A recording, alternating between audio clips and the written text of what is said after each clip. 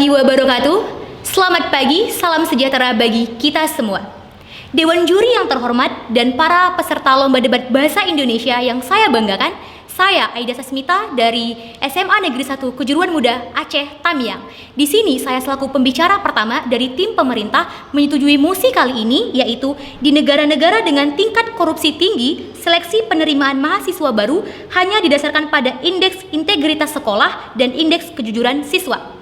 Di sini saya selaku tim pemerintah memberikan limitasi pada mosi ini, di mana di negara-negara dengan tingkat korupsi tinggi hanya saya fokuskan terhadap negara Indonesia. Baiklah, sebelum memasuki argumentasi serta alasan mengapa saya menyetujui mosi kali ini, terlebih dahulu saya akan memberikan definisi terhadap mosi ini. Korupsi merupakan perbuatan amoral yang dilakukan oleh siapapun, kapanpun, dan dimanapun yang menyalahgunakan wewenang atau kekuasaan yang menyimpang dari aturan yang berlaku demi kepentingan pribadi ataupun kelompok. Indeks integritas sekolah mengandung arti pengukuran kinerja institusi sekolah yang berbasis kejujuran di dalam melaksanakan proses pembelajaran. Dan indeks kejujuran itu sendiri mengandung arti pengukuran kejujuran siswa selama mengikuti pembelajaran di sekolah. Adapun latar belakang mengapa mosi ini patut diperdebatkan, sebab masalah korupsi menjadi masalah yang mengakibatkan berbagai dampak yang negatif di berbagai aspek kehidupan. Perlu diketahui, sejak reformasi bergulir tahun 1998 hingga kini, berita tentang korupsi makin ke hari makin gentar. Berbagai surat kabar di Indonesia tiap harinya hampir memberikan berita tentang dampak daripada korupsi di Indonesia.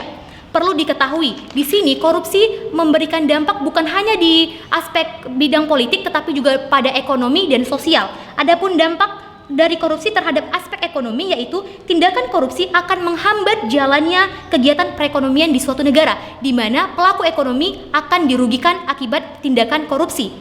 Dan ini semua akan mengakibatkan menurunnya produktivitas dan rendahnya kualitas barang sehingga menurunnya pendapatan negara.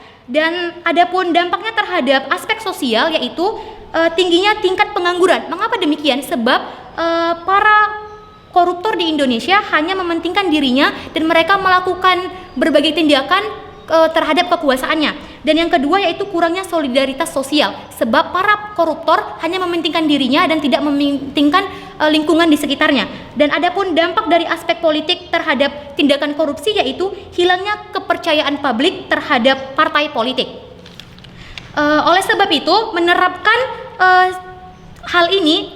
seleksi penerimaan mahasiswa baru hanya didasarkan pada indeks integritas sekolah dan indeks kejujuran siswa akan dapat meminimalisir tingkat korupsi di Indonesia pada nantinya. Mengapa? Sebab perlu diketahui, indeks integritas sekolah itu merupakan sebuah nilai yang dimiliki oleh suatu sekolah dalam hal kejujuran saat melaksanakan ujian berlangsung. Jadi dapat dikatakan semakin tingginya indeks integritas sekolah, maka dapat dipastikan tingkat kejujuran siswa-siswa yang berada di sekolah tersebut juga tinggi.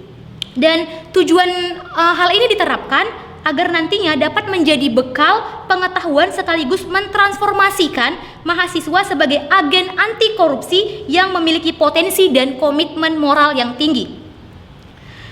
Komponen ini penting untuk diterapkan karena nantinya akan membentuk karakter mahasiswa yang unggul, sekaligus juga diharapkan pada nantinya akan melahirkan pemimpin-pemimpin yang dapat mempertanggungjawabkan segala kepemimpinannya.